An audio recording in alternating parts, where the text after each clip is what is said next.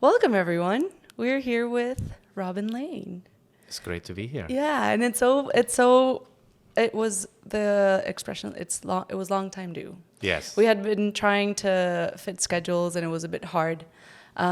You were very busy during the summer. Well, it's still summer, but you're still very busy. So we managed to have you here, and I'm very happy that we actually have you with us. So we're going to start with a nice cheers. Okay, let's do it. I know you're familiar with mezcal already. So let's hope this does fit your expectations because you've had really good mezcales. I have. It's still mezcal, so It's good. it's still It's lovely. good. Yeah. It's very good. So how are you? I'm pretty good. Yeah, I'm just coming off a week of staff trainings and everything at the Sarah McLaughlin School of Music. You're a director there. I'm a faculty member and faculty. I do community engagement there. Yeah. And I had a great weekend. We were out, my band was out at the Carfree Days in Poco and Recovery Days in New West, so it felt like festival season didn't quite end. And this nice weather is feeling, okay, the fall is trickling in, but it's not, it's not starting quite to there. bleed in, like Yeah. but just very. Those fall routines are kind of creeping in. But yeah, it's good. It's been a great summer. So yeah. Okay, so I do have I have a lot of questions about you going to very different countries around the world. Yes. Because for people who don't know, you're a percussionist, and you're obviously a composer. Yeah. But you've been to Mali.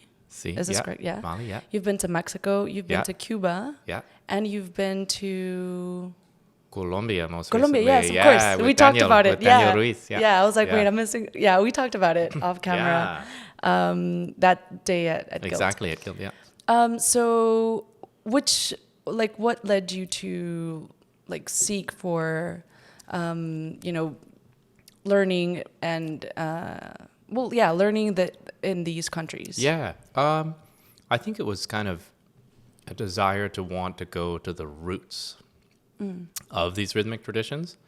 I grew up studying a little bit of drum kit and then got into Western classical percussion, marimba, and that was sort of my introduction to marimba was, learning how to play Bach and, all these older compositions, which no one was writing for marimba at that time, but a lot of the violin stuff that Bach wrote, for example, worked really well on marimba. Oh, wow. And all these xylophone rags that, xylophone in America in the 1920s was super popular in all the vaudeville shows. So there's some great xylophone material. So that was kind of my intro to the mallet keyboards to marimba. And then How old were you? 13, 14. Yeah, Wow. 13 when I started, I guess, 12, 13. Yeah. Okay, that's so crazy. Yeah. I thought you learned I don't know. I was guessing you learned marimba later. Yeah. Later, older in life. Totally. I was kind of fortunate because a lot of people don't get access to that instrument until they're in university. Yeah. Because it's quite an expensive instrument, at least out here. So, but I was fortunate that we were able to rent a xylophone from high school, over the summer. And my first teacher used to be a drummer, in punk rock bands and stuff. And then he was doing his classical, undergrad at UVic, growing up in Victoria. So he encouraged me to be you should learn how to play melodies and you should learn more than just, to play the drums. Yeah. And so that was really cool. I think he kind of inspired me to say, okay, there's a lot to this world of rhythm and it doesn't have to just be one instrument. Yeah. And so then through there, he connected me to UVic, and I was able to work with Sal Ferreres, who's an incredible percussionist. I don't know if you've seen him play. Has he played it? He's I think he's sort of semi-retired now, but he was a very influential educator for so many artists who perform all over Vancouver. He taught at VCC, he taught at UBC at various times, he taught at SFU at various times. I'm trying to think if he's Kwantlen, and yeah. played at or maybe I already heard this story from somebody else that has been taught by him. Oh, Daniel, maybe, because Daniel has maybe. I remember he has a story with VCC and Sal. Maybe, So I was maybe. like, well, because this sounds familiar. And then I was like, but I'm trying to put a face on him and I couldn't. So Yeah, he's just an incredible human being who's so full of energy. And I think just one of the most like positive educators that I've ever encountered.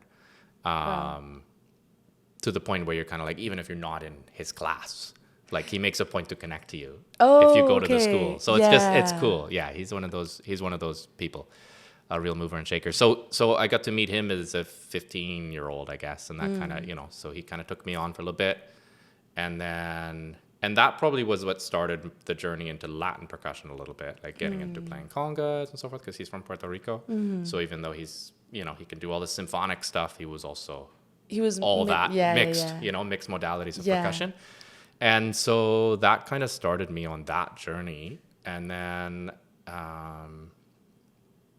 so then I guess through there, if I think back from that point, I guess I started to be like, I'm not sure if classical music, Western classical, is really what I want to do.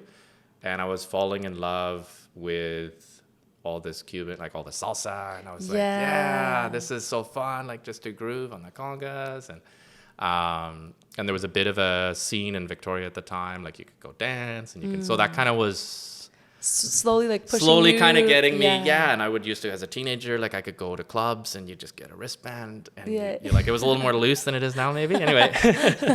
So it was kind of fun, like it kind of got me out, and like just like being around that music all the time, I'm like, oh, this is great. So then that eventually led to me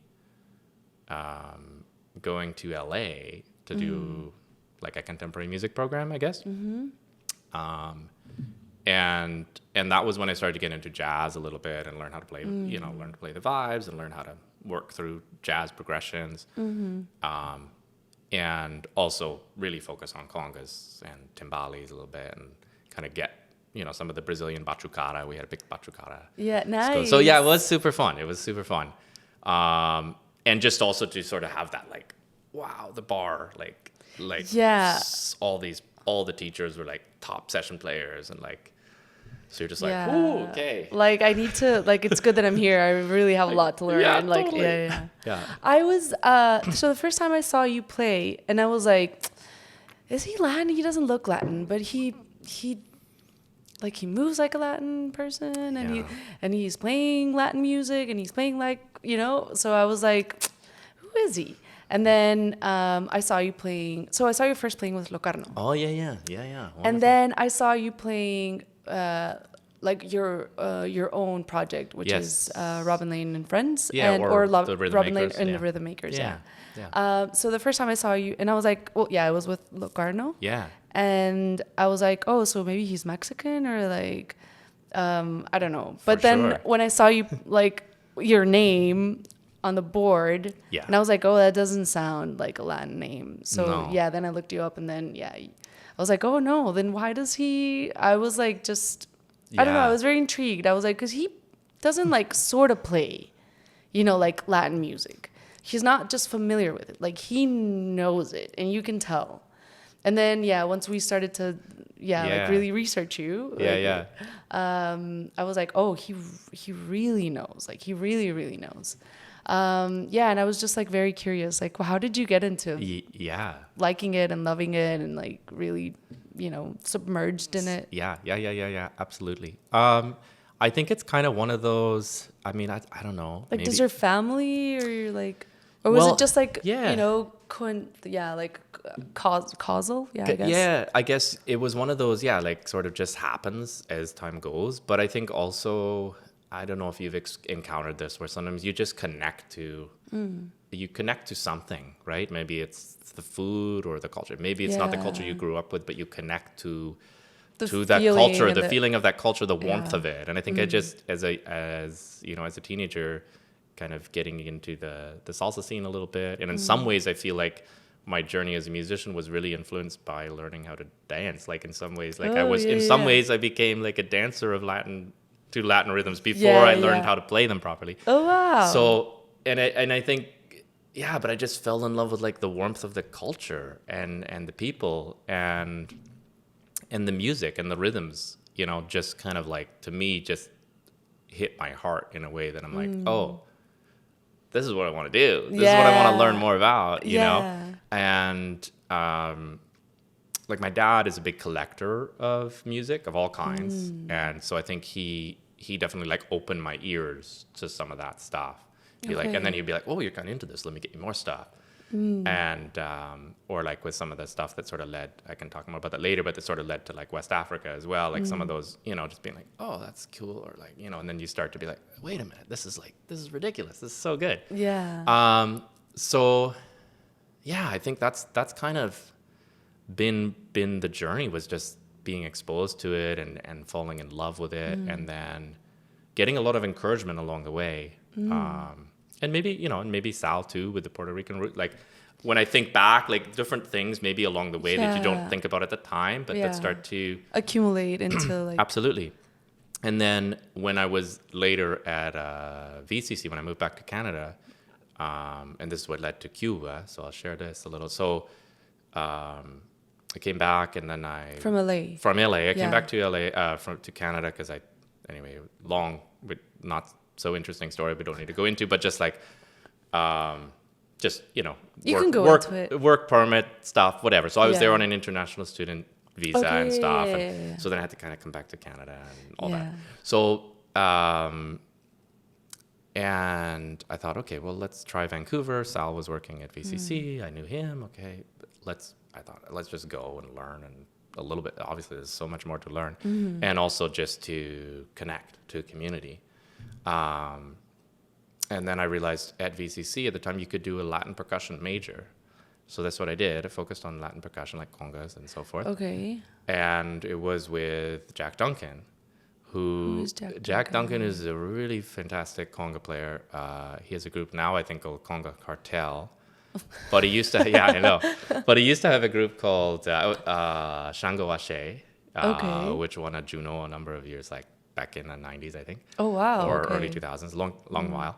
And his wife's Colombian, and he... okay, I was like, okay, now yeah, and he's, you know, he just started falling in love with Cuba from the 90s and, like, spending tons of time down there. Like, he's like Obatala, like, he got adopted into the Orisha tradition and all that. And wow. So that sort of journey of, like, oh, okay, like, even if it's not the culture you're born with, you can still try to know a lot about it. You know? And was very inspiring. And just also after coming from LA, where there was a lot of fantastic pop percussionists, but to realize here's Jack, who's just a treasure of folkloric music. So that was really inspiring and just like amazing to study with him. And he helped me when I went to Cuba, which was the first place I'd really traveled out of North America. To and he helped me he gave me contacts and you know, and like study with this guy and here's these people and show up and try and see what happens. So that was the first country you went to. By that time you already I would have been 22 or something, Okay. 21. You were still quite young. Wow. Yeah, still pretty young, but yeah, you still do a lot of dumb things. Yeah. Totally. It's like a lot of dumb things. And so by that time you were already playing, so the congas and marimba. And marimba. Yeah. And then, like when you went to Cuba, what was your goal? What was your what were you trying to? Yeah, the goal there was to just learn a lot more about the tradition of rumba, like the huahuaco and the Colombia, like rumba version,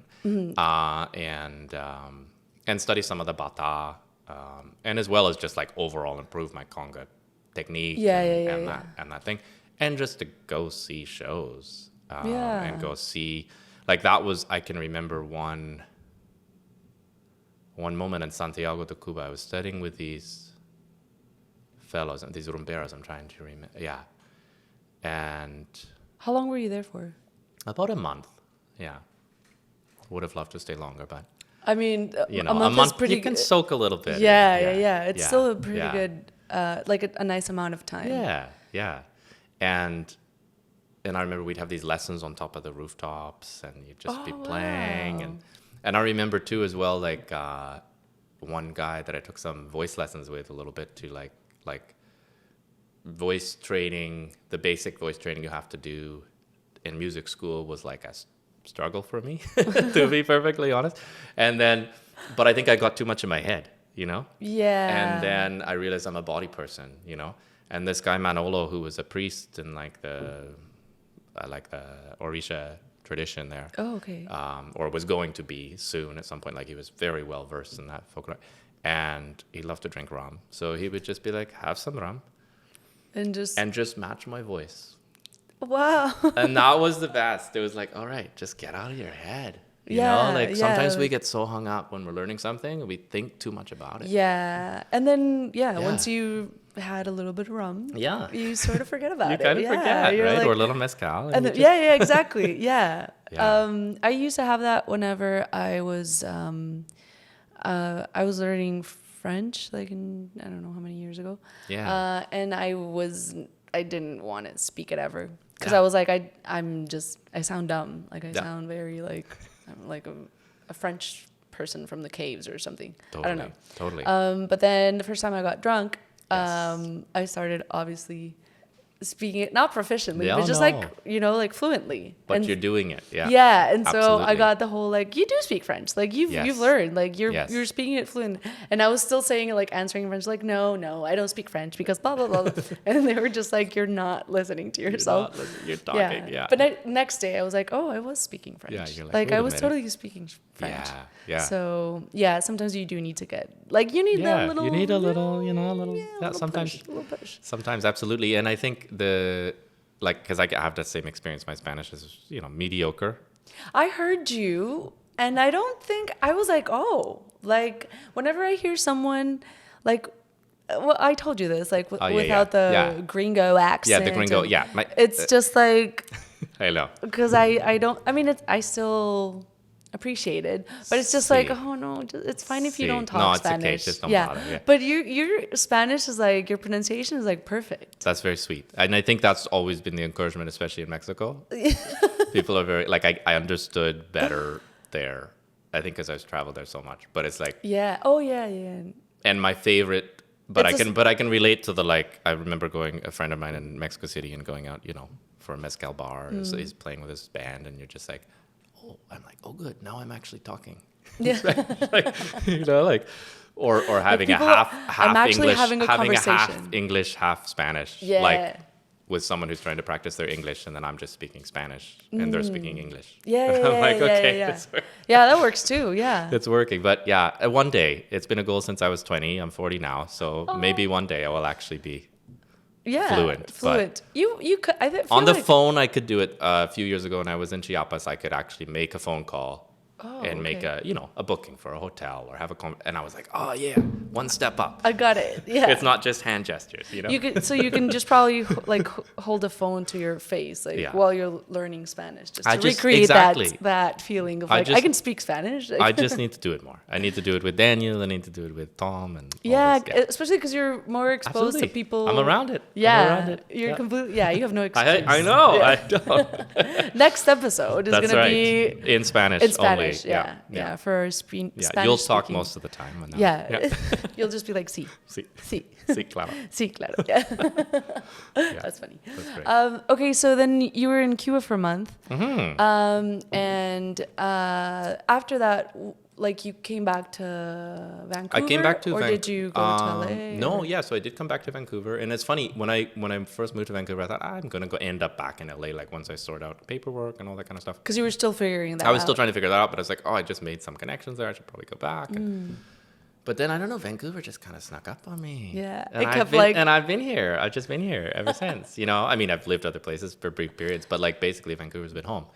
And yeah, it's a great city. It's a great It scene. is. It's a great community. Yeah.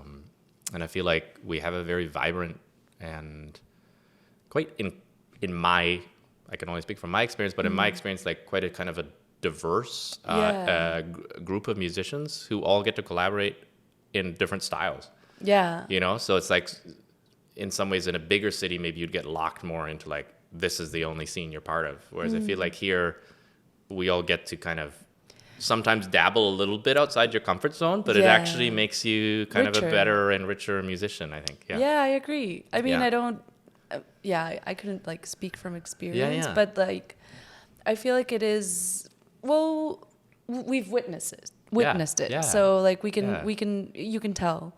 Totally. And I feel like it's still like growing, and it'll like Absolutely. it still has a long way to go, but like in a very good way, not as in Yeah. like, oh, it's like lacking so much. Yeah. It's just like, I feel like there's a big road ahead, but in like the best way. Like there's so much Absolutely. things that are like very exciting and that are like, Yeah. that you can feel it in the air. Totally, Yeah. totally. And I would say even like from a, playing a live music standpoint, I mean, I think there's a lot of exciting things. And I feel like even over the last 10 years, there's more, overall, there's more going on here than there was 10 years ago. Okay. I think there's a taste of people, which I didn't get a taste of because I moved here in 2004 or something like that. Yeah. But there was a sort of like late 90s, early 2000s where there was just tons of clubs and tons of venues. Or, like kind of the post-expo. Anyway, so there was like these different eras that like, if you're a little bit older as a musician, you got a taste of a different kind of reality. Yeah. So, but I feel like overall, in my experience of being here, I feel like, we're in a good place. Yeah, like you say, yeah. there's still so much room for everything to grow and so much room for us to continue to develop community. But Yeah, I mean, Yeah. I guess I feel like there's still like a way to go in the world of like appreciation for Absolutely. musicians. yes, But I feel like that's something that I do feel is something that is missing here in Vancouver. Like people here in Vancouver Yeah. need to learn how to appreciate music and not just, I don't know. Yeah. yeah, But I guess it has to do with a lot of things like access to it and like, I don't know, a lot of things. Yeah. But I do feel like there should be a bigger appreciation for musicians and their craft yes, and how you express that appreciation. And it doesn't have to be like how much you pay for it, yeah, you know? of course, But like, yeah. but sometimes it is. Sometimes it's like, well, what do you expect them to Absolutely. live from? You know, if it's not Totally. from their great craftsmanship.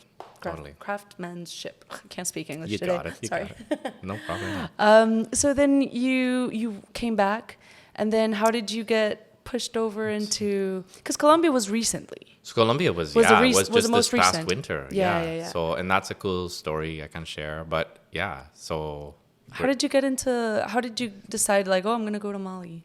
yeah, so that was straight, I guess, pretty much straight out of music school. I was working with a company that doesn't really, I don't know if they're really active now.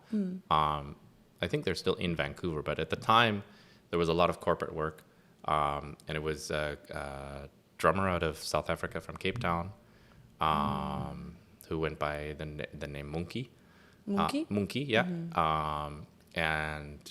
And then there was another fellow, Danny, who was involved, who was more like the sales guy. Anyway, and Sarah, but they would do these like corporate drumming events. So you would drum cafe, and they would call drum cafe, and they'd go in and you'd bring like 500 drums in to work with for team building. So it was like team building through drumming. It was really cool. It was like it was kind of like my like end of school, like just after graduating, like kind of like my music job, you know. Yeah, Besides yeah. doing gigs and stuff, it was like sort of the extra cool like gig. It paid pretty good.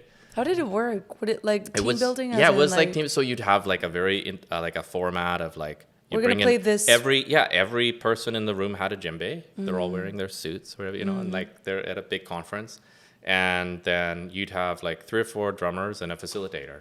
And Okay. Monkey was the main facilitator. He was incredible, like just like, you know, and just.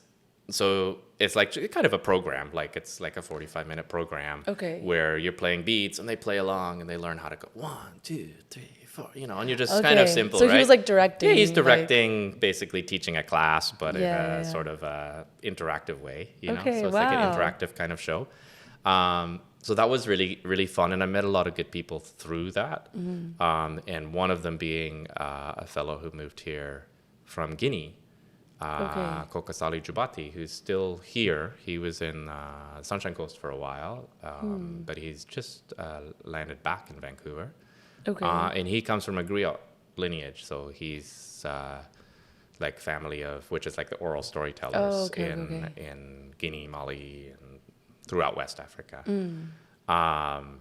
So we started a band together. He was like, well, you play marimba? Cool, because they have balafon there. Like, that's one of the ancestors to marimba. Okay. Is the balafon, which is with gourds underneath and like wooden bars. So very similar concept. Yeah. And so he was like, you can, Yeah. if you know how to play marimba, you can. Well, I still transition. played, but I actually just played marimba. We sort of had like a fusion, like Okay. kind of like a Afro funk band, kind of, I guess you could call it. So he sang and played djembe, and I played marimba, and we had drums, bass, guitar, and and we did some festivals and toured. I think we even played for the Olympics or something when it happened. Anyway, wow. So we did a bunch of stuff. I think. No, we did. Anyway, what I'm talking about. But actually, that's kind of a funny. So I'd got a grant to go study djembe and like the folkloric rhythms in Guinea, and kind of connected to Coca through the BC Arts Council as like professional development. Because after going to Cuba, I was like, I don't know that I want to go back to school and do a master's necessarily. I'd rather maybe just go to the place, like, and study with the people. Go to the source. Yeah. So that was sort of the beginning of that. And so then through Coca, and I'd fallen in love with like West African guitar music and Salif Keita and like Tsmani Jubati on the kora and all this stuff. So, so then I was like, okay. But then actually, so the Olympics, I was actually supposed to be in Guinea during the Olympics, because I was like, I don't know, a lot of us at that time in Vancouver, like, I don't know, it's going to be crazy. I'm just going to get out of town. I was like, okay, I'm going to get out of town. There ended up being tons of work for every musician. Like, it was actually a totally fine time to be here. There was like tons of little cool gigs. It's like, that you don't want to happened. leave. No, it was actually good. But what had happened is that there had been a civil war in Guinea at that time. So I delayed my trip, and then ended up sort of studying with some different people, because the way it worked with, like, I was going to study with Coca's dad. I still ended up getting to hang with him, but the way the timings worked. Anyway, so I got to study with Famadou Konati, who's like legendary djembe and dunu guy, like in his 70s, who lives mostly in Germany, but like he was there with a big compound. So you're just living with, you know, his extended family, and then a bunch of people from all over the world who came to study with him. Oh, wow. For a month, basically there. And then I ended up going to, but I was like, I have to go to Mali. And there was this big festival called Festival sur le Niger. My French is really bad too. So that was my worry, because I'm like, okay, now I'm going to go to Mali and I have no connections. Like, I remember phoning my wife now, but girlfriend at the time, anyway, partner, and being like, should I keep going? Like, what like after I was 5 weeks in Guinea, and I'm like, I was supposed to be a 2-month trip basically, and then we were going to meet in France after. So, and then I was like, should I just come home? Like, I'm kind of nervous or whatever. And she's like, no, you should go for it. I was like, yes. Yeah. Yes.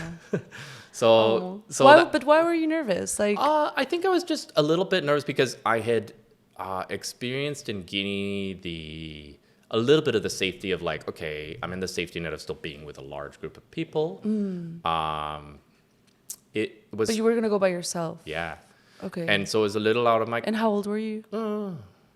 27 maybe. Yeah. 20 still. I was like, yeah, you're still. But it was like one of those trips that really like was so life changing for me, I think, and I think kind of growing up, like, you know, in Victoria is pretty safe. You know, like, it's one of those things where I think for me it's also like facing your mortality in a healthy way.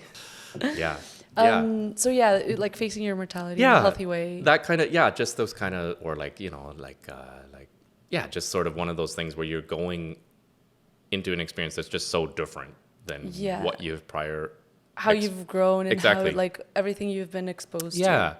And kind of, and also just like you have to sort of also just have this huge faith in humanity. That and everything's gonna be fine. That everything will be fine. And I think that's like in the end, like the journey from Guinea to Mali to Bamako was like this super epic thing. It's like, it's on my first record as like sort of a song, like the only song, which was also so nerve-wracking for me, as you know, from what I was telling you about singing, but I made myself do it. And so it's one of those also like pushing yourself out of the comfort zone. When I performed it live at the CD release, I drank a lot of mezcal. Oh, nice. So you had already gone to Chiapas. Yeah, totally. Okay, so we'll get to that. We'll get to that. But yeah, so like it was one of those where, but then in the end, I just realized like, wow, there is so much faith. Like, so there, as someone who's not from, like mostly foreigners there are like working with NGOs, or you're there like, you know, so you're kind of, you're just like, you're not even really considered a tourist as much as just like, you're still just like under an umbrella of someone you're just else. sort of someone else. And it was, I really noticed as well, like just how, like when we were on this sort of taxi collective where everyone squishes in, and you're like, that's how you travel from Guinea. They don't have a bus service or anything. Okay. So you just load all your luggage up on top of the taxi, and, you know, and just it's piled up, squish. and you squish in, and you just drive until the driver stops, and then you get out, and you're like, okay, where are we? I don't know. He's like, no, come. There's some, but you know, I'm only understanding bits of what's happening too, because my French is pretty bad. And it's also it's also like French. It's not the French everyone learn here. Totally. So it's also like what? And it is slower, thankfully, than the French here. Like Okay. when I went to Paris, I was like, forget it, I'm not going to try. But also there, you just realize, I'm like, wow, I felt like, wow, everyone speaks 8 languages. Like, because all of the local languages, and then French is like a common one. But like, I'm just like, oh my God, like, what am I? Oh man, I got to work on my language skills. Yeah. But their brains must be insane. Yeah, like I know, they probably right? work like I don't know. I know. Insane. And so, but it was also just sort of one of these beautiful things where you just realize like, oh, like everyone kind of was looking out for me because I'm kind of, you know. Yeah, like the new guy. Yeah. So so that was really sweet. And then just going to Bamako, and I got to see Toumani Jouati. I got to go to his, like the club that he owns there, and see him and meet him and hang out. And it was sort of one of those. He lives in Germany. He just still has. Or he lives in Bamako. There's a different guy, the kora player. Yeah, sorry, Famadou is Djembe, who lives in Germany. Okay. Back and forth, but yeah. Okay. But so it was just one of these, like, and I saw Amadou and Miriam, who are a blind couple who did a record with Manu Chao like a while ago. Anyway, that has some beautiful songs on it. That I remember falling in love. Yeah. So, and they were just like, the first day I arrived in Bamako, like they're just doing this street festival, like out by the river. And it's just like, I'm like, oh, this is awesome. So it was interesting how like these 3 weeks in Mali, which weren't so much like, I didn't study a ton with people there. I just soaked in culture. Yeah. And I went to this festival, which was amazing. But in some ways, for me as a person, I feel like as a musician, the 4 or 5 weeks of training, drumming for 5 hours a day was obviously like incredible and changed so much in my approach. But then also just as a human, like just the traveling, and I think that's the beauty of traveling, right? Yeah, it changes that's you. True. It totally is. Like I feel like it opens your eyes into like so many different worlds and experiences and points of view and like. Do you want to? Sure. Yeah. I don't want to spoil it. I always. You'll be fine. Oh, there it is. You got it. You got it. Yeah. This is reminding me of Chiapas. When we showed up at my friend's cafe, and he's like, "Here, have some." Just right off the bat. Like, right off the bat, they're just drinking like tobala. I think it was, or tonala. Tomala. Tobala. Yeah, it is tobala. Yeah. Oh yeah. Well, fucking knows. I should know. Yeah, tobala. Yeah. Yeah, so good. And so like the differences of traveling for, I don't know, like to study and traveling as just like for the sake of it. Just for the sake of it, and just sort of like with the idea of like trying to deepen your knowledge of a culture, maybe, in that sense of like, meeting people and getting to know more. And maybe the fact that that you didn't know exactly what to expect sort of kept you like open to really absorbing everything you were like experiencing at the moment. I think so. And I think it's that piece of, there's that safety in taking a workshop where everything's kind of prepared for you. Yeah. But then there's there's still structure. Yeah, right. So it's like it does give you a kind of like a safety net to have Absolutely. any kind of structure, whether Yeah. you're Yeah. in like your house or not, Yeah, or totally. like at home or not. But when you don't have it, you're just like, What am I gonna do? What am I gonna like, do should now? I? Yeah, you're a little bit like on alert. Yeah. But sometimes that keeps you more like in tune to like your senses and Yes. really, Yes. absorbing everything think that's so. around you. I think so, and it kind of, in some ways, makes you more present, right? Like you say, like it just sort of, or open to maybe possibilities that you hadn't thought of before, Yeah. because you just, so it's sort of that. In some ways, I think like those experiences shaped so much in my I guess helped to give me more confidence and belief Yeah. in myself And like to, future experiences, how to approach them. and how to approach them, and also just to be able to be more confident in sort of in traveling new places, but also in what you know. in what I know, and also just in kind of, in some ways, it's like even just is in person. Like I think it's so healthy to continue to kind of learn new things, or be in a Yeah. beginner mindset sometimes. Yeah, because challenge yourself. Yeah, it helps us to remind we are still just beginners at most things in life, you know?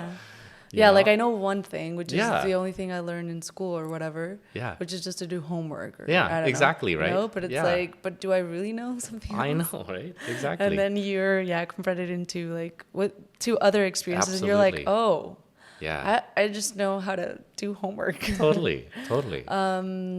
Wow. And then, so do you think you mentioned when you were, did I get this right? When you were in Mali was Yeah. when that influenced you into your first song. Yeah, Into the first record was pretty heavily influenced by that trip. Yeah. But so you came back and then you were like all fresh of ideas and you were like, I need to put this in paper and materialize was it you trying to recreate those feelings? Yeah, so there was I would say a bit of both. I'm rarely the person that's just I know some composers are those wow, it all just came to me boom. I'm that does happen sometimes where it just, and often sometimes the best songs are the ones that you spend the least amount of time on. Yeah. Because it's flowing and you're just oh, this is it, and I'm gonna just maybe tweak that and you're good and you're happy with it. But I think it's well, there's not just one muse, No, of course. There's different muses, exactly, and they all work in different ways. And sometimes, I remember a writer I used to read his process of writing, and it's sometimes you're just making space for creativity, but knowing that some days you might write 2 sentences, and some days you might write 40 pages. Yeah. Okay. But kind of this idea, he would train himself to just sit at his desk for 4 hours every day. A habit. He doesn't have to sit there straight for 4 hours, but just a habit that I am making time. Oh, okay. For whatever for creativity whatever I happens. have. Yeah. And sort of not judging, which is hard to do. Not judging yourself to whether you created anything. But it's Okay. I don't know, it's sort of that carving out creative space. Yeah. And knowing okay, I'm going to devote some time to it. But anyway, that's a sidetrack. What was your question? I was thinking about it. I was I feel I'm probably that. I feel very identified with you. I'm just realizing I need to start doing that. So I feel I get in my own way a lot of the times because I'm in, a lot of people also, Yes. but I'm in my head. Yes. And I have this internal conversation about Totally. constantly about everything. Totally. Second guessing myself Yes. and sometimes I do get sidetracked. Yep. Because I'm am I taking this conversation into the right way? Of course. Is this person comfortable or not with questions I'm asking or Yeah, whatever? yeah, of course. Whatever the the experience I'm in happens. Yes. But yeah, so my question was when you went to Mali and you came back. Yeah. Was it did you have just that big one moment burst of creativity, or were you more I want to recreate that? My whole trip, my whole experience and feeling and sentiment of everything, and then you sat down in a more maybe structured way. Yeah, I think it was probably a bit of both. I think there were little nuggets of things that might have existed sort of prior to that. that then got shaped a little bit by that experience and kind of, that honed them into completed songs. Okay. And then there were other things that that definitely directly came from those experiences where I was trying to create, recreate a feeling that I can remember. Like Sunset on the Niger is like, hanging out in this little village where Famadou grew up on the Niger River. And we did a trip there and, just hanging out under the baobab tree, like this huge tree. And just, and journaling, I was journaling a lot at that time. Oh, that's awesome. And so just sort of like and then thinking of my love back home and just so like, it was like, and that's a story that I often tell because as when you're mostly playing instrumental music, it's like, it's nice to be able to somehow connect. Like there is a story behind the song sometimes. Yeah. Sometimes there's not too much of a story, but sometimes there's a story. And so it's like trying to also connect to that human spirit, right? And I guess, and sometimes when I'm playing for sure, like it's like words have always painted pictures for me in some ways. Oh, so it's like kind of having that idea of like, okay, I'm trying to paint a picture with the music a little bit. Wow, that's so crazy. In some cases. So you get, okay, so you get like these words, whatever you were like hearing when you were there. Yeah. And then you translate them into pictures. And then you translate that into like rhythms. I think in some way, yeah. Oh, so crazy. I don't know if it's like, something like that. Yeah, I don't know. But I think, and then sort of, but like trying to sort of capture like a mood so that as I'm playing the piece, I'm like, oh yeah, this can feel like this place to me. It might not feel like that to anyone else because they don't have that memory, but maybe it's, But maybe it does. But maybe there's some feeling that translates. I don't know. Cause you never know until you like. I guess that's probably what happens with a lot of musicians. Yeah. When they like write a song or whatever, and they're like, "I wrote this because I felt lonely and I felt like misunderstood, right? misunderstood." And then they put that song out, and then it's like it resonates with a bunch of other. Absolutely.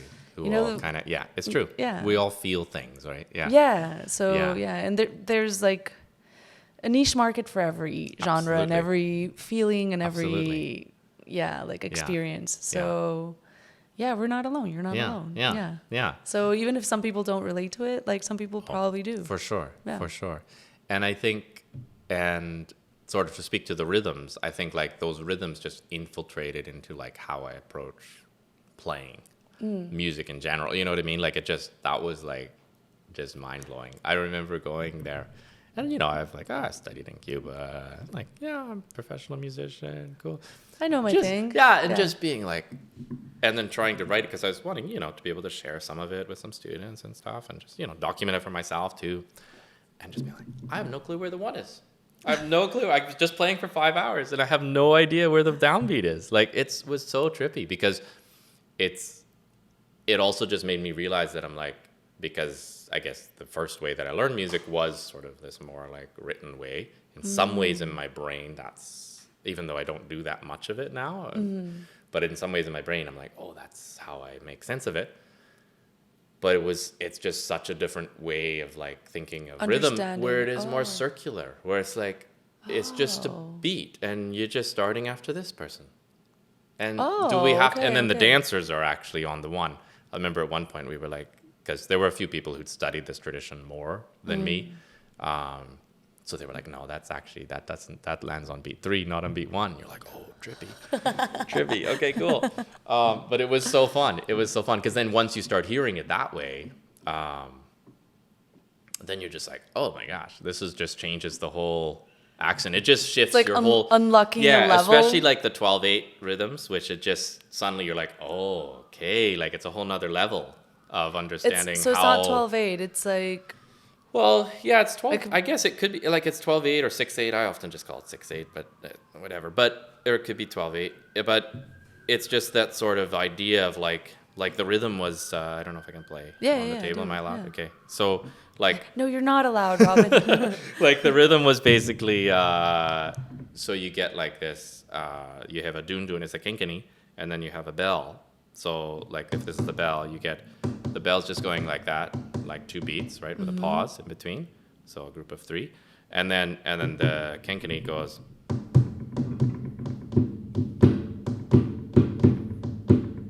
So like everyone, you think that this is beat, at least I used to. This is beat 1. But it's actually this one. It's actually beat, no, this is beat 3. Oh. So there is nothing on 1. 1 is just silent, it's your foot. 1, 2, 3, 4, 5, 6. 1, 2, 3, 4, 5, 6. 1, 2, 3, 4, 5, 6. 1, 2, 3, king, king, king, king, king. Ga, gu, ba, gu, ba, king, king, gu, ba, king, king, gu, ba, king, king. So, and the dancers are on 1. Dancers are on 1. The djembes are on 1. Ga, gu, da, ba, gu, ba, gu, ba, gu, ba.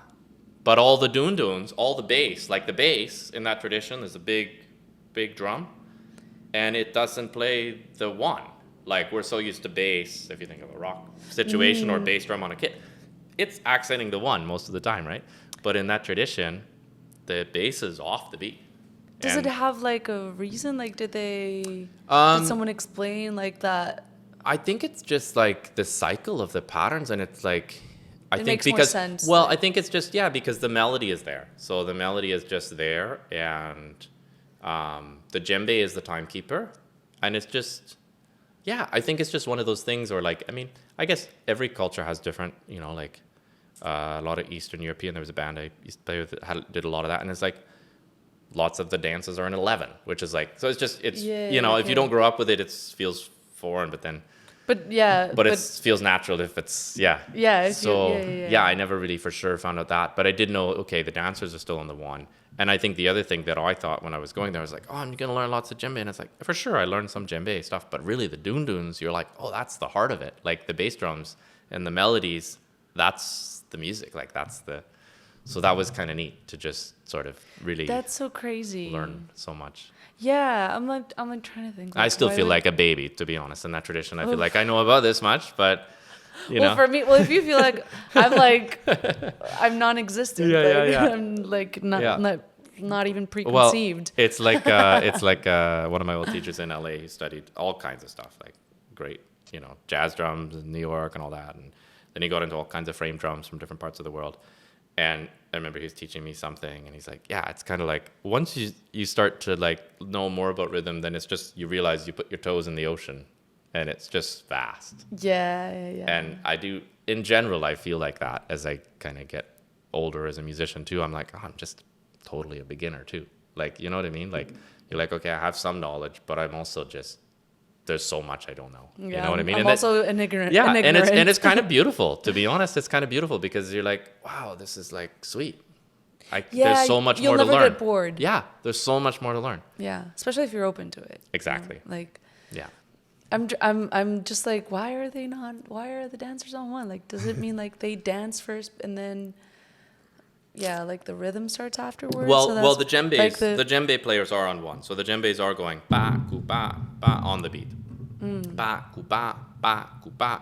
So they are accenting the beat. And is it always the first instrument to start? You do a call, so to be bra, ku, da, ga, ga, da, ba, ku, ba. King, king, king, king, king, king. You need to do a gas sound session. Yeah. Yeah. Like ASAP. Okay, and then so this was like you creating now after that whole big totally opening your eyes or ears to this whole world. You were like, I really want to do an album about this. So and then So that was pretty influenced by that, and then also at that time, because that record came out in 2018. So, and you were relating and there was already Chiapas in there too. Oh, okay. Because we did a traditional song El Sapo on there, a jazzy version of it. You probably know. I think you played it. I played it before. You played it this last week, I think. Yeah. So this last week, yeah. And or 2 weeks, whenever. Yeah, last week, I guess. Yeah. And so what had happened was Locarno had a tour. My dates might be off because you were already time flows. playing with But Locarno I was playing with Locarno by like 2012-ish. Okay. So, and I went to West Africa in 2011, 2012. Yeah. So this record took a while. You know what I mean? It was like a slow filtration of ideas that finally, and I'd sort of stopped leading bands and was just, okay, I need to focus on just like, I want to play with Locarno and I'm doing other stuff. And then so through Locarno, we ended up doing a Mexico tour. We went to the reunion de los Jaraneros? Jaraneros? Yeah. Yeah. In Veracruz? it was Veracruz. I'm trying to remember the town. Veracruz, but like... It wasn't Veracruz, but it was a little town in Veracruz. It was amazing. It was like such a trippy little festival. Yeah. I don't know, actually. But anyway, so we ended up... Veracruz. I can't think of the... I'm sorry. I know, I should remember, but it was a long time ago. It was a little... It wasn't Jalapa, but we ended up in Jalapa. Jalapa, Veracruz? Yeah. But We ended up it there wasn't in after, Jalapa. because that's who Tom had studied Jarana with. Yeah. Ramon. So we ended up there. I was like, I read about after. that. Yeah. We need to get Tom You here. need, but we like, do. But he will love it. And then, what I was so, but we went prior to that. We went to Mexico City and Toluca and a couple other towns around like Querétaro, and so I just looked up. I was like, wait a minute, like I'm just curious. Like I know there is like some like marimba traditions in Guatemala and like in Mexico and like, and I wasn't totally sure at that time. Like I didn't know. And then I was like, oh, there's a heavy Mexican, like Chiapas and, Oaxaca, Veracruz as well, a little bit. Yeah.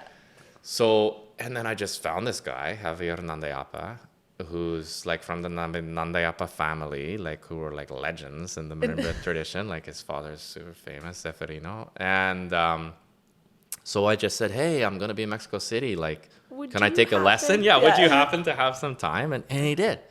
Oh, wow. Yeah, and he even loaned me a marimba on that tour. Oh, nice. I know, it was amazing. So that would have been, I don't know, 2014 or 2015. I might be off with my dates. So a while back. Anyway, and so he was awesome. And so I studied with him. Maybe I took 2 lessons or something over that course of that tour. And then it got me really inspired to be like, I need to know more. This is amazing. There's a whole like culture of marimba, like, and at this point I was just really starting to get back into marimba. I was like, I realized like this is where a lot of my heart is, and I had been playing a lot of percussion gigs and not as much marimba, like a lot of hand drum gigs, which I also love, but I was like, oh, I need to start doing this again. And so then I wrote a grant through Canada Council to do a study trip there, and I was lucky to get it. So I went to Chiapas for like 2 or 3 weeks, and then Mexico City for like 10 days. Yeah, so about, I don't know, a month, 5 weeks. So in Chiapas, I got to like meet all kinds of marimba makers and like, wow. And like just see marimba bands playing in all the little restaurants. I was like, oh, these are my people everywhere has a marimba. This is great. It's like, so that was so fun. And then I went back and studied with Javier for like 10 days and his brother Norberto, who lived down the road as well. And then Javier was like, just stay upstairs, like no problem. So I just stayed. He's so welcoming. I just saw him actually this winter again. I took a lesson in passing because my wife and son were meeting me in Mexico City before, like after I came back from Colombia. Okay, yeah. And then we went to Oaxaca. Anyway, so saludos, Javier. Sí, saludos, Javier. And he's just, oh my gosh, he's so inspiring because he's so heavy, like versed in the traditional music, and like, toured all over the world with marimba and Nandayapa, with his 3 brothers and his dad, like all over sharing that traditions. But he's also like super heavy classical player. Oh, okay. And just like reharmonizing all the time, like 4 mallet stuff. And I'm like, oh, okay, good, cool. I gotta practice a lot. I'll see you next year, or in a few years. We'll see. Yeah. I need to keep studying. Yeah, I need it. But it's good. It's so inspiring because I mean, there are a lot of marimba players, but there's also like not in some ways. You know what I mean? But at the same, because I'm trying to do a bit of my own thing. There's not as many. Yeah, I don't know. Yeah. So it's nice to have those people who like really you're like, oh wow, cool. I could do a lot of that. Yeah. Yeah. Is there any other marimba player here in Vancouver? There are. There's a lot of them doing the like more in the sort of like the classical like reading like scene for sure. Okay. Yeah, Jonathan Bernard, Katie Rife, jump to mind right away. Martin Fisk, who does a lot of arts club shows. And then I was like, there's I'm more. not- There's way I feel more. like- There's way more. But those are like the handful that Okay, I'm like okay. in Yeah, direct yeah. contact with a lot. And then there's also like Zimbabwean players like Kurai, who Okay. is an incredible marimba player and mbira player. And what? Mbira is like the Mbira's thumb piano thing Oh, from Zimbabwe. yeah. Yeah. Yeah. Yeah. I was like, why is he What doing is like he a... doing? Like a Nintendo game? Yeah.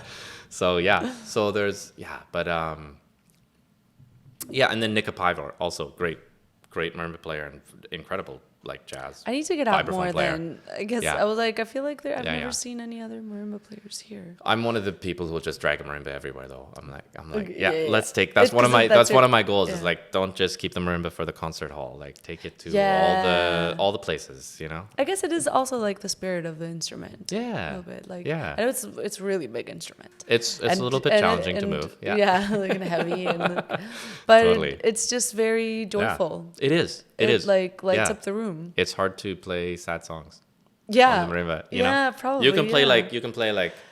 I think you can kind of maybe play like. Could you play like Bach cello number? Yeah, totally. You can play stuff that like is emotive of sad, but like playing the blues on marimba, for example, is not going to really work too good, you know?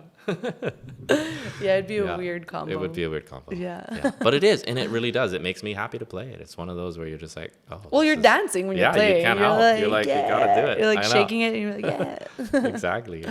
Yeah. Nice. Yeah. And then so you went to Chiapas. You got the grant. You went Yes. to Chiapas. Did you already have like the outline for your? So some of those songs would have already been created at that point. Mm. And then I'm trying to remember what the process was. Yeah, I was probably trying to just get my funding together to make the record and all that. Yeah. And then some of that came together through Creative PC and like Factor a little bit. Anyway, so then it all kind of came together. And and I was like, okay, I'm going to go for it. I'm going to put my stamp and go for it. Yeah. Which was a little nerve-wracking too, like after sort of having led a band in my 20s, but then kind of pulling back and then being like, okay, I'm going to just, but I'm at the same token, I was like, you know what? I want to play marimba. And it was also really neat at that time to recognize like, in some ways, like the currency that you build in a scene just by for being part of a scene yeah. in a sense, and like being able to say, hey friends, do you want to play with me in this new project? And it's also, and I've heard this from so many people, or like when you read books, sometimes people are like, you know, the most important, like if you want to start something new, sometimes the first person to say yes to the idea, other than the person who has the idea, like in some ways, being that person who says, yes, that's a good idea and I'm going to support it. Yeah. You help get those ideas off the ground. So I think in some ways for me, when I started this band, it was like just realizing like, wow, I'm so lucky to have so many friends who want to help me. That have said yes to my idea. Kind of help me get it off the ground a little bit in a sense. Yeah. Yeah, that's true. Yeah. I guess, well, especially if you're trying to build a band. Totally. Yeah, but also because I feel like it's not, well, because your currency is very unique. Yeah. Like it's still, like in the like in the music scene. For sure. And especially probably here. Yes. Well, you've just mentioned there's still a lot of other marimba players, but doing still, different kind of material. But there's for also sure. a lot more people playing drums and you know. Definitely. Yeah. So it's like, well, yeah, like from the percussionist in the percussionist world, you're still like very, very much. I have my little niche. In niche. A way. Yeah, exactly.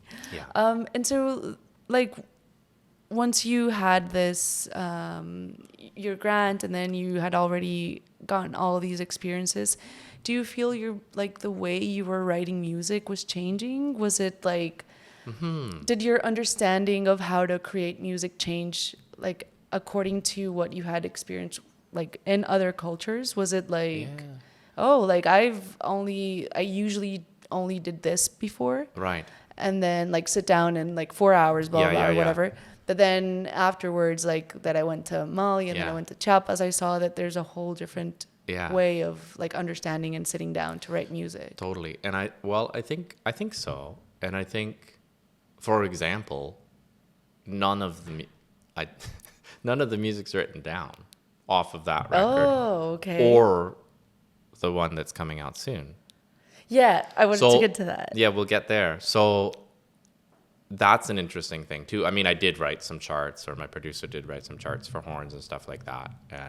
for this new record, especially. But a lot of it, and I think it was interesting because it's like I just wanted to be able to breathe, so I didn't really write it, and it's all just here.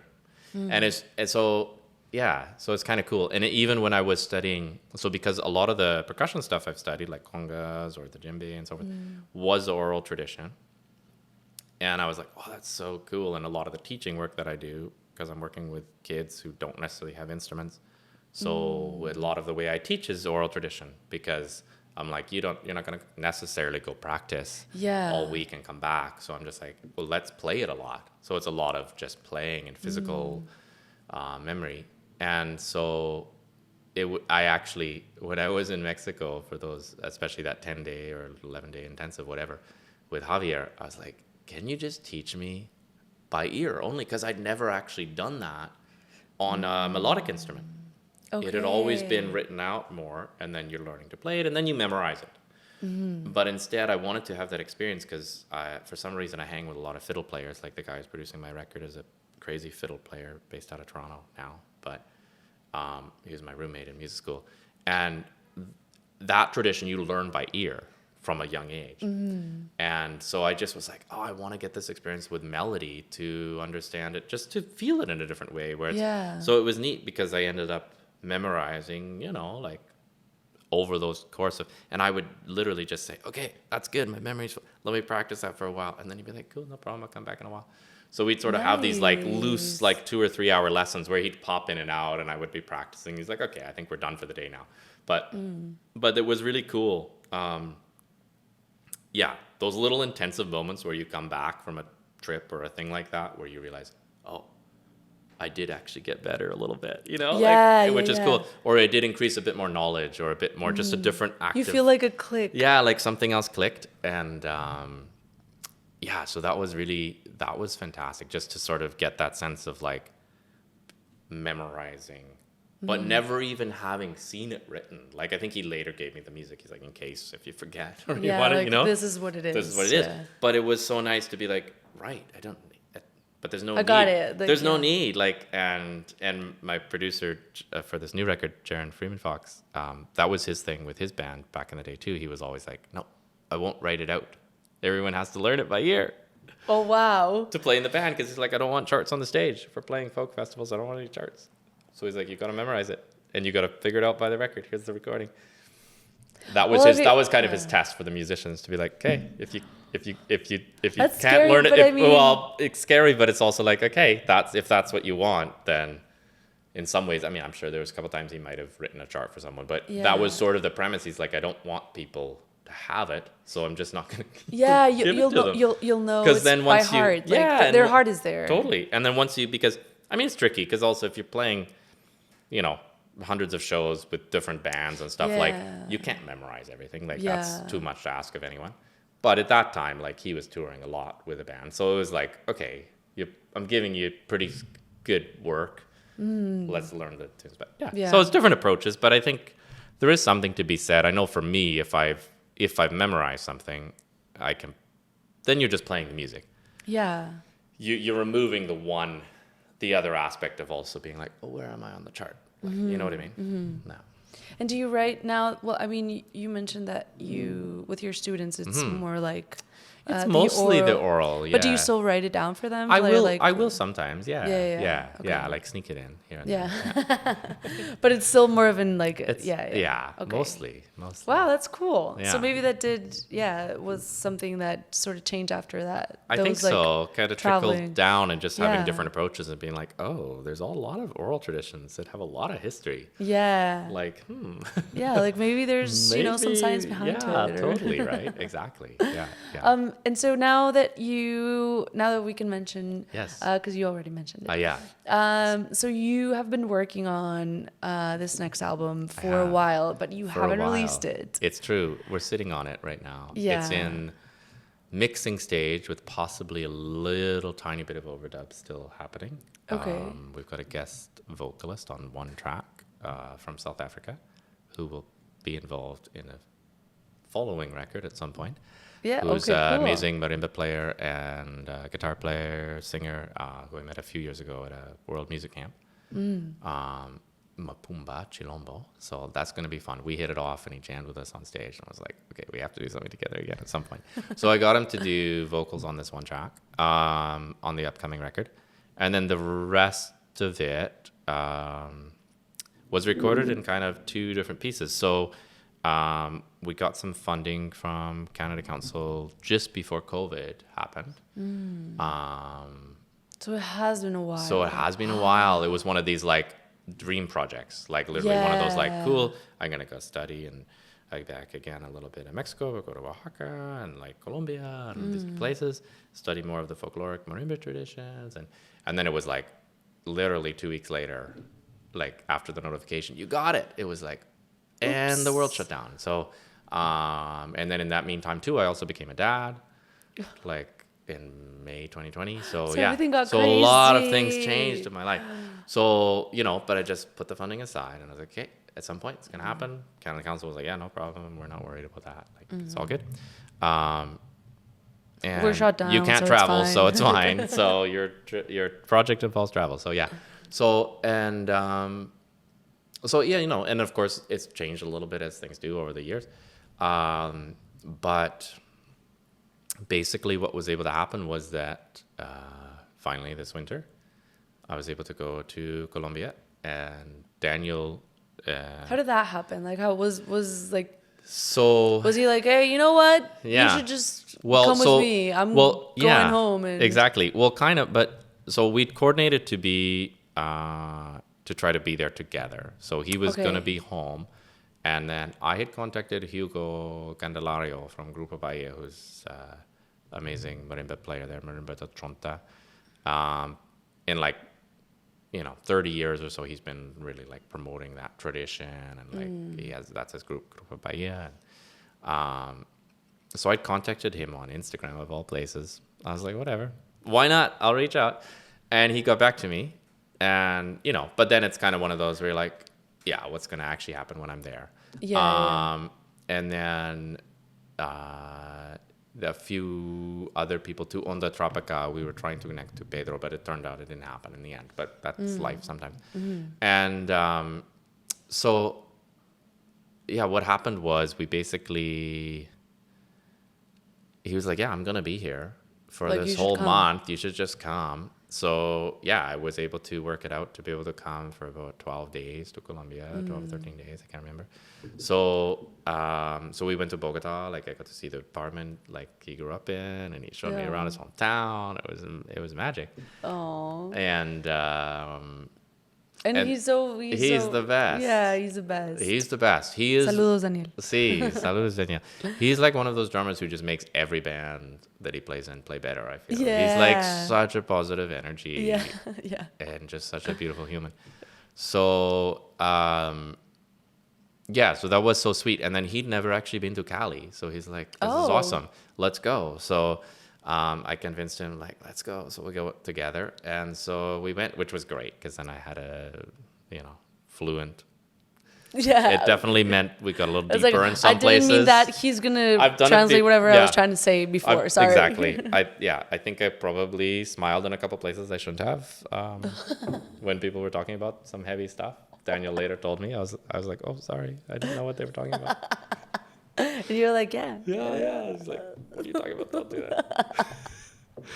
But anyways, so we made it through. I can only imagine. Yeah, we made it through. And yeah, we ended up connecting as things go kind of like last minute sometimes. So we ended up connecting with this incredible guy, Moses Zamoro, who's just like heavy in the tradition. So he and a fabulous teacher. So we got to have a few lessons with him and learn. I saw a few videos. Yeah, some of the videos. Yeah. That video was and you were both going totally. We're doing the dance. Yeah. So that video. So I'm like the worst social media person in the world almost. But that video weirdly went viral in Colombia. For my standard of viral. Yeah, okay. But like, like 16,000 views, which for me is a lot. That's like, a lot, yeah. Most of mine get like 100. No, I'm kidding. Maybe, So it was kind of cool. Like, whoa, and all these people who I didn't know were like, hey, cool. Hey, yeah. Oh, you're learning the tradition. Nice. Yeah. Cool. So it was kind of neat. I was like, okay, I got my gimmick if I ever join TikTok. Dance and marimba. That's it. So yeah, no, so that was really cool. And so what can I tell you? Yeah. So that Like happened. you learned from So I learned from him, and then also Hugo. So then Moises, yeah, Moises. yeah. And then Hugo I'd connected with before, and then I was like, okay, I'm gonna be in Cali, but this was like right after New Year, so everyone's resting from the feria because they have this huge festival, and so everyone's just kind of tranquilo, and then I'm just like, oh man, like. I'm texting him like the day. I'm like we're gonna leave, and I'm like, we're leaving in 2 days. Like maybe. Yeah, maybe we can get together. And he's like, yeah, come tonight. So it was one of those nudges. Like I let it sit for like the week, and then I was like, we're leaving. I gotta try one more time. Yeah. And then it was awesome. So Daniel and I went together once, and then the next day Daniel had to leave, but I went one more time before I went to Mexico City. Awesome. So it was super sweet, and I'm hoping to build that connection to somehow bring him here. At some point. I would also love to bring Javier here at some point, and Moises, all those guys. Anyway, try to figure it out. But that would be really cool. Like or to do some festival thing where I can somehow involve as a guest or bring their whole band, or I don't know. We'll figure it out. Yeah. But it would be cool. And so how did this because you had so we were on your So this is the second the record that's coming out in a while, probably the spring at this point, I think. So some of the recording had kind of happened prior, and then some of it happened after is what ended up happening. So we kind of have like an A and a B side, which is kind of cool. Oh, we kind of have like 4 tracks that were recorded before this trip that I'd just written over COVID and over this idea of going on this trip, and just like from playing with Daniel a lot. And, and then we have like 4 songs that I wrote after the trip. Do you feel like there's a difference? I think so. And I got a couple different players on each session too, just to kind of mix it up too a little bit, which is kind of fun. Mm-hmm. So, I think so. Like it was kind of neat, like just to, and then like the end of that trip was to go to Oaxaca, where I got to jam with some marimba players and soak in a bit of that culture and do some writing just in a nice place, like to be inspired by. Oaxaca's amazing. It's incredible. It's so like magical. It's so just magical. Like, it's so I know. It's really, it's I know. beautiful. I fell in love. I was like, okay, we gotta go back here again sometime. And Colombia too, like Cali, I want to go back to Cali in a heartbeat. It's incredible. We took so many salsa dance lessons. Oh, nice. Yeah, we took so many, like boogaloo. We learned how to boogaloo. It was great. There's so many and the footwork is insane in Colombia. Like the Colombian salsa is like, wow, your footwork is fancy. There's so much like original, like music that has like origin from Colombia. I mean, I think you're right. Yeah, like, there's a lot of like so cumbias, much, but I mean beyond that, obviously. But and that has been like internationally been exported. Absolutely. And then adapted and adopted by like for my region where I'm from in Mexico, I'm from Northeast, we have the cumbia colombiana. And we have our own version of that cumbia, and we call it cumbia colombiana. Sí, and it's like and it's a whole thing in my city or my region, like but it's like it's so crazy, like you guys are so like far from Mexico and totally like cumbia is huge in Mexico, right? It's like massive. So it's like I feel like crazy. cumbia is taking over the world right now. It's like the new thing. Hopefully, let's hope. There's this other marimba band. I think they're based East LA, but Mexico City, East LA, kind of both. I think Son Rompe Pera. Son Rompe Pera? Yeah, Son Rompe Pera. They're awesome. Check them out. They're like punk. They're like cumbia punks, but these guys like they're heavy, legit like folkloric like marimba players. So they have the marimba, like traditional Mexican marimba with wooden resonators and the bas, right? And guitar, percussion. But they are rocking the festival scene right now. All around the world. They're doing incredible. And their music. I want to check them out. Yeah, they're so fantastic. Check them out. There was a Tiny Desk. That's how I discovered them. I think Tom sent it to me. But I have another friend, JP Carter, a great trumpet player, who's on the record. And he saw them in Spain. He was cool. on tour with Destroyer, and the drummer was like, we gotta go check out this band in the woods over here at this, this stage at the festival. And he was like, what the? Because he spent a lot of time in Mexico as well. And, so Super crazy. they're like, super, just super cool. But their whole slogan, their merch is all cumbia is what is it? Cumbia is the new punk or something. I think that's their Nice, slogan. yeah. I'm like, I love it, yeah. But they're like, I've seen them like they actually have like mosh pits almost at their shows, and they're like rocking out like the guy's like just rocking out on the marimba. I'm That's like, so okay, cool. that's so I'm sweet. totally Yeah. gonna check them out. Yeah, so that's super fun. So I'm like, yes, marimba's like there's more people doing it. That's Yeah, great. yeah. So it's good. And so when like you're sitting on this record So, now, but like yes. when have you decided on a? So I think we're looking right now at a spring release date. I was just chatting with my producer yesterday, actually. Yeah, so we're just trying to, because I'll be out in Toronto, I think, for FMO a little bit with Locarno, which is like the folk music conference, and he's trying to hook me up a show there while I'm there. And then, so I think we were kind of like, you know what, we're doing a big tour in Montana in November, which is going to be exciting. Wow. Yeah. Montana? Our first like major U.S. tour. We did this showcase right after I came back from Colombia, well, from Mexico. That's crazy. This winter, we got an official showcase at this conference in Montana so it's like regional Montana. It's just small presenters, but these cool little theaters and lots of outreach. And I think because I work a lot with youth and Liam, who's in the band as well, percussionist, he works a lot. Like he's at the Sarah School with me, and so I think that's part of the like connection. I was like, okay, we're gonna be the marimba band in Montana. Let's see what happens. But people went for it. So we have like a nice little run of like 7 or 8 shows, and coming up in November. And then Locarno has a nice Pacific Northwest tour coming up in a couple of weeks. That. Yeah. I think end of the month. Yeah, we're gonna get to Tom soon. Yes, totally. And so hopefully spring we get to hear this. Yes, probably some singles before that. Okay, I was gonna say like, what do you have like? Yeah, during... I'm thinking like a December. I don't know. What do you think? What's a good time to release a single? I feel like it probably is like. Oh, that's a good question. Yeah.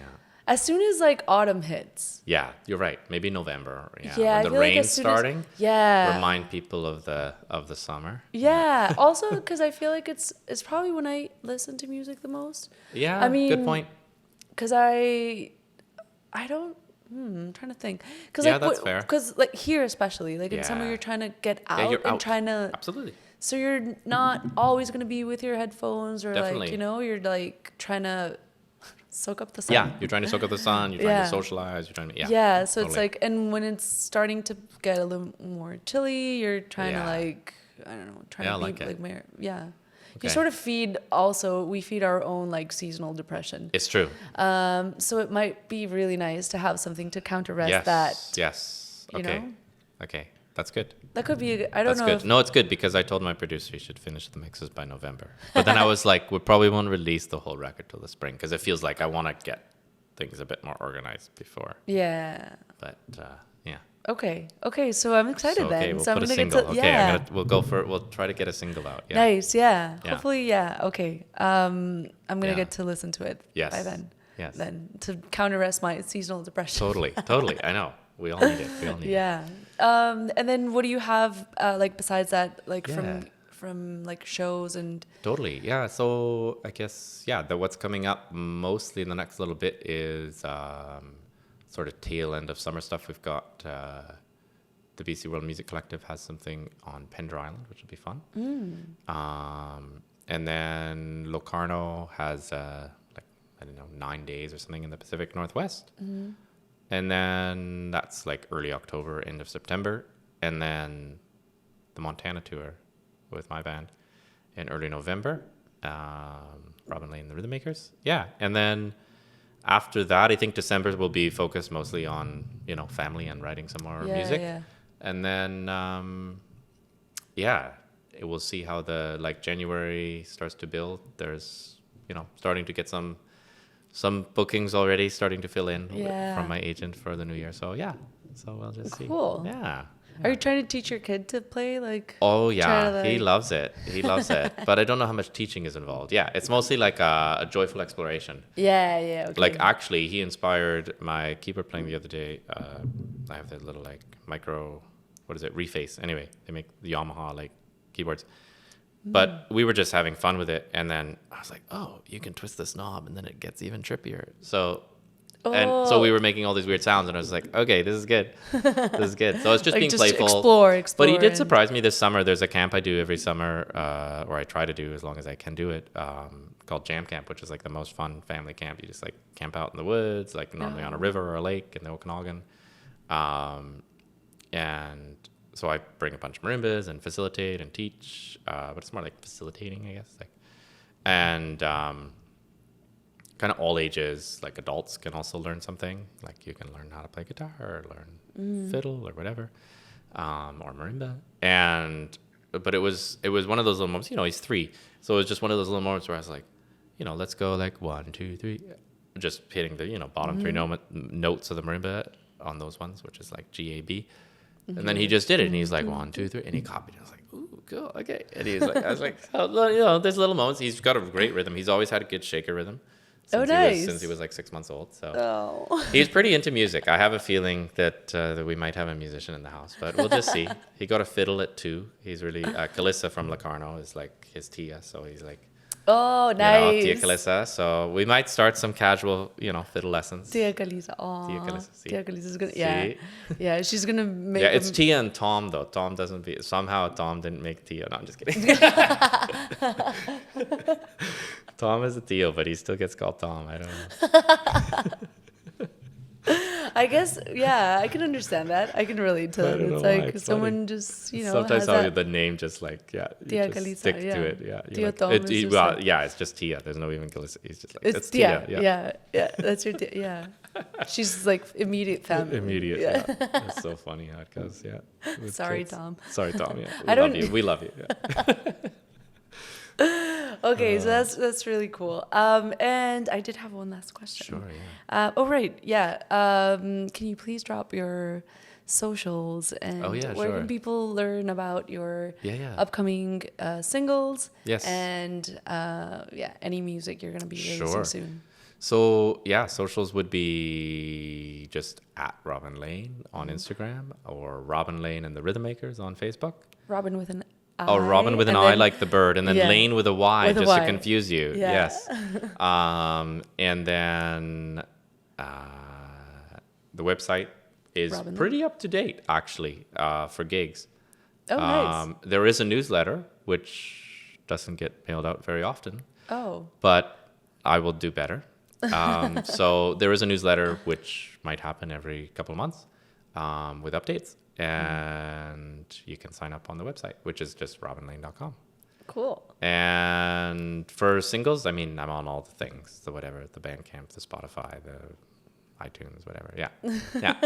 YouTube. Yeah. This was so lovely. I really I am very, I don't know, grateful that you said yes. So happy to be here. And I feel like I have so much to learn. Like Aw. so much. You're incredible. Aw, So cheers. do you still have a I have one sip left. Nice. So Okay. So thank you. Cheers. Gracias. Cheers. Salud. Salud.